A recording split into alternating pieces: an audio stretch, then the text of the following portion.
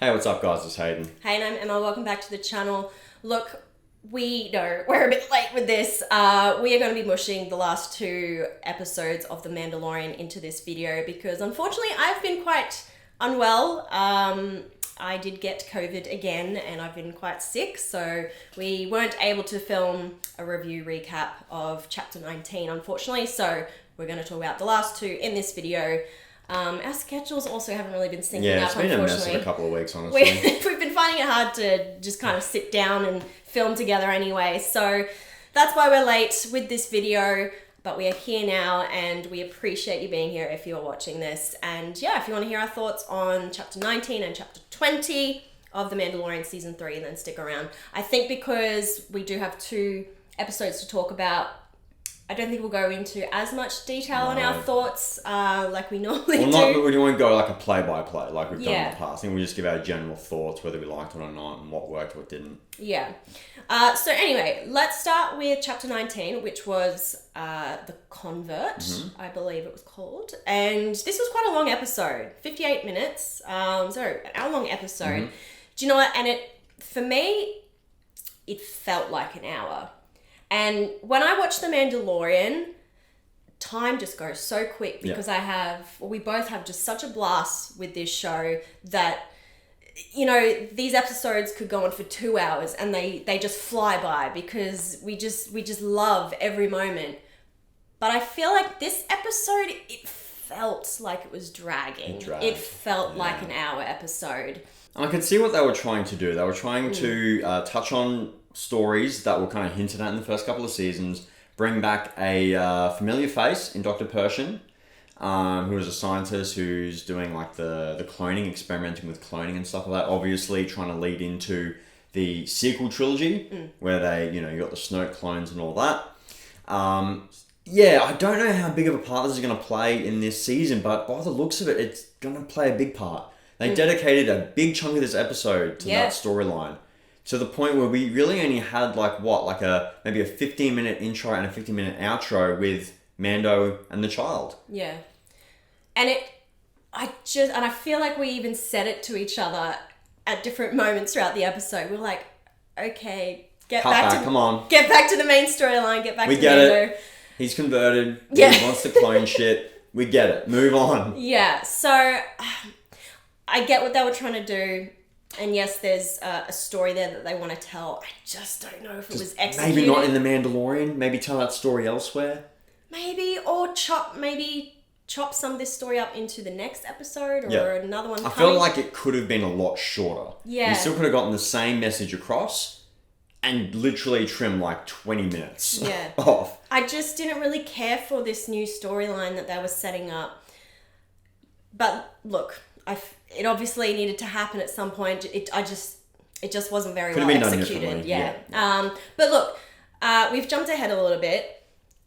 We did open back up with this episode because the episode before this we left on a cliffhanger. That was another thing. I don't feel like that cliffhanger paid off. No, it didn't. And that was the other thing that I was disappointed with this episode was that the last thing we saw was Mando getting pulled out of the waters. We've just seen that there is a creature down there. A mythosaur. So we thought, okay, are we going to see this thing? Are they going to be having to, escape these waters, this cave from this creature? Like, is there going to be a showdown? What's about to happen? Like, I feel like it was leading up to something big. And then no. Nothing happened. It's like that cliffhanger was kind of unnecessary in the end. They kind of like, nah, he's not going to jump out of the water. But they're obviously saving it. I was starting to get worried. I feel like in the moment I was like, okay, are we just passing over the fact that she's just seen a mythosaur? Are we not going to address that again? But after seeing the episode that comes after that, it definitely feels like they're going to go back to it. Touching on that again. But yeah, I think we just wanted a bit more from that payoff. Yeah, I would have liked maybe a bit, I don't know, a bit more high stakes or something. I just feel like it was a little anticlimactic for what they were leading up to. I don't know, in the end, it just kind of felt it was a bit easy for Mando to redeem himself. I feel like there should have been a bit more, more of a challenge. Yeah, look, I know he did get attacked in the episode before that by that weird new creature that we saw. you know, he did go through that and he got knocked out and he did jump He through did the nearly drown in the waters. I know. It wasn't an easy time for him. I get that. But I still feel like it was somewhat easy. Like, I don't feel like there were that many challenges. You're right, bro. You nearly died. Just dust yourself off. Come on. I don't know. Look, I just feel like I wanted more from this redemption. Anyway, they escape the planet, but then they do run into some more trouble, don't they? So yeah, we went back to Bo-Katan's place. I think just to unwind, grab a drink, you know. Well, that was probably the plan. That was probably the plan. And next minute, the bloody Imperial shot, bombed the shit out of the place. Completely uninvited. Very rude. Yeah, so there's obviously still someone giving orders. You know, like Moff Gideon is imprisoned, but it looks like someone else has taken his place. So I think they're hinting at maybe revealing that sometime in this series, which is a storyline I am excited for. Yeah. And there is, you know, obviously a couple of rumors going around as to who that may be. So we'll just have to wait and see if that pays off. But yeah, I really like that chase scene. Yeah, but then we get into this like 45-minute storyline with Dr. Pershing. He was, you know, converted. He's now with the New Republic. He's trying to better his ways. But there's still that little voice inside his head that's like, hey, maybe we should clone some shit. So... Yeah. And, i.e. shit being Grogu. I think he still wants to... Yeah, you know, or clone like Force users. And, you know, and he says he wants to do it for the good of the Republic. But I don't know. I don't know if he's fully converted yet. Yeah. But yeah, there's this whole storyline there. You know, he befriends another convert from the Imperials. There's a little bit of betrayal there. I honestly don't know where that's going. I'm not sure if I care enough. I think they should have just left it at, yep, he's converted. He wants to clone shit. That's all we need to know, right? You know, obviously follow on from that in another episode, you know, just like a little flashback. Not really a flashback, but a flash across to that storyline. I don't feel like we needed 45 minutes in this episode to tell that because, as you said, it felt long. It felt like an hour episode. It just felt like it dragged. Yeah. You know? Do you know what? And it probably wasn't even 45 minutes that those characters' story was playing out. But it felt like it took up that much time. Yeah, it was just moments where it's like, okay, come on, let's get back to Mando and Grogu. Like, that's where our interests are at the moment. That's the story we want to see told. Yeah. Not really this. I get that they've hinted at this before. I'm okay with them kind of weaving it into this story, but I don't want it to be a main part of the story. The heart of this show is and always will be Mando and Grogu. Yep. Okay? So, yeah, that's kind of my feelings in the episode. We do get a little bit of, an outro with Mando and Grogu and Bo-Katan. They go to this group of Mandalorians that have settled. They obviously say, hey, you know, we're redeemed now. Here's the proof. Here's the water. She tests it. It's all good. And then, I think we might have mentioned this before too. Bo-Katan obviously went into the water too. So now she's redeemed. Yeah. So she hasn't taken off her helmet since. So now she's redeemed. And she's like, well, I don't follow the way. She's like, the other chick's like, well, have you taken your helmet off since? Like, no. Well, okay, you're one of us now. So... Okay. Technically, you are following the way. So, yeah, they've kind of like adopted Bo-Katan into their little group as well, which is kind of cool. I'm really interested to see what they do there. See, that's the story I want to follow. That's interesting, okay? None of this clone shit. That you can do that in another show, right? That's kind of my thoughts on this episode, you know? Anyway, let's leave that episode there because I think you get the gist. Yeah, I think one of the weaker episodes that I've seen... Probably in the whole series. In the whole series. I'd probably put it like bottom 5. And I know other people are going to disagree and there are going to be people that do like that storyline. And that's cool. I'm not saying you can't like it. This is just our opinion. You know? This is just where we stand. So, but the episode after that, The Foundling? The Foundling. Was chapter 20. The Foundling. He's all Grogu. He's a foundling. He's training to be a little Mandalorian. Yes, darling. He's a little Mandalorian. This is the stuff I want to see. This episode was what we like to see. Yes. This episode was a lot of fun and we had a lot of action and a lot happen.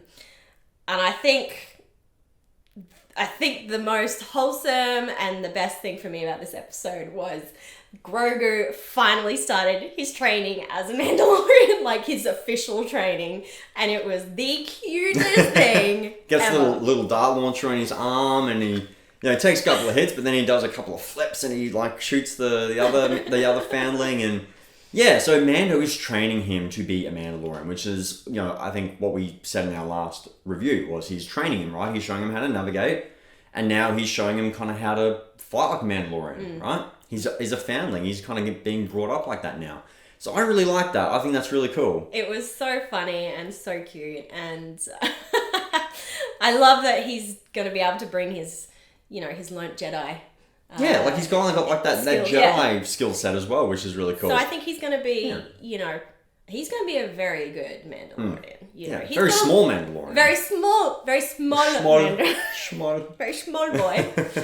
But I think he's going to bring a lot. Yeah, he's going to bring a lot to the table. To the table, absolutely. And he's got another little piece of armor. He's got a little chest plate. Yes, he did.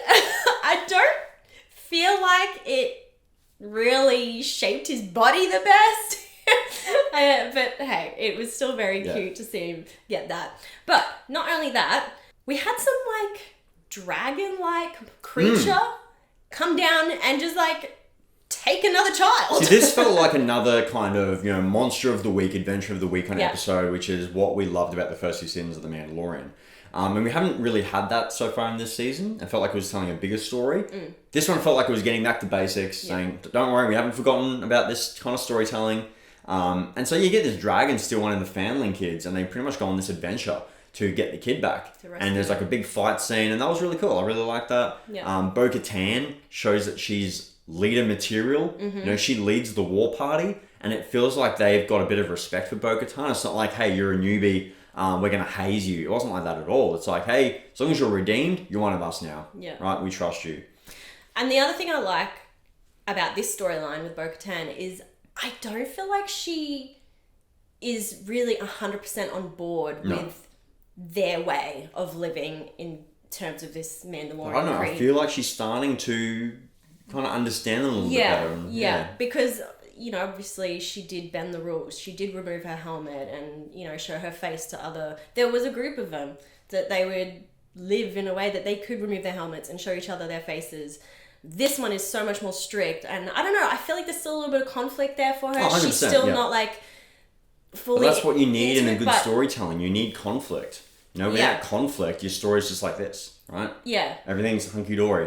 You've got to have conflict. You've got to have, ups and downs and stakes. You have stakes, So I like that. I feel like maybe we'll see her getting inspired by how passionate Din Djarin is about the creed, and maybe it will open her eyes to a new / old way of living. Because she used to be quite strict, wasn't she? Or I don't know. From what I've seen, the animated series and that, I think she's always been like that. She's always had her helmet off, and yeah. Look, so it'll be interesting to see how she goes with this, and if she's going to stick to their way. But yeah. Back to the whole action of this episode, and it was rescuing this kid, and it was really cool to see all these Mandalorians working together to bring down this monster of the week. But not only that, this monster, we find out, is actually a mum to 3 other little babies. And the thing that I really liked what they did in this episode was that they addressed that. So when they take out the monster, they take down the big mama dragon dinosaur thing, whatever it's called. Flying lizard. I think I even said out loud, I'm like, oh, okay, so they've just killed the mum of the, Somebody please think of the children. I was like, this mum was just trying to feed her babies. I mean, yeah, she was trying to feed it with a kid, like a human, but, she's just trying to do her thing to look after her there's children. a dragon McDonald's in every corner. Gotta get food where she can. Exactly, and, they've taken out this monster. They could have easily have just left it there. It's like, whoa, we've killed the monster and everything's good and back to how it was. But I was like, I really hope that they address the fact that there are now 3 orphaned pterodactyl things. It changes every time, doesn't it? It's like a dinosaur, dragon, pterodactyl. Make up your mind. What are they? I don't know if we ever got the name of them, did we? Anyways. But they did actually take these 3 babies back. They are now Foundlings. They're also foundlings. And I think, are we going to see them training these up as Mandalorians? I reckon they're going to try and ride them. That would be cool. Yeah. Because as we know now, Mandalorians like to ride giant lizard things. It's just a thing that they do, so...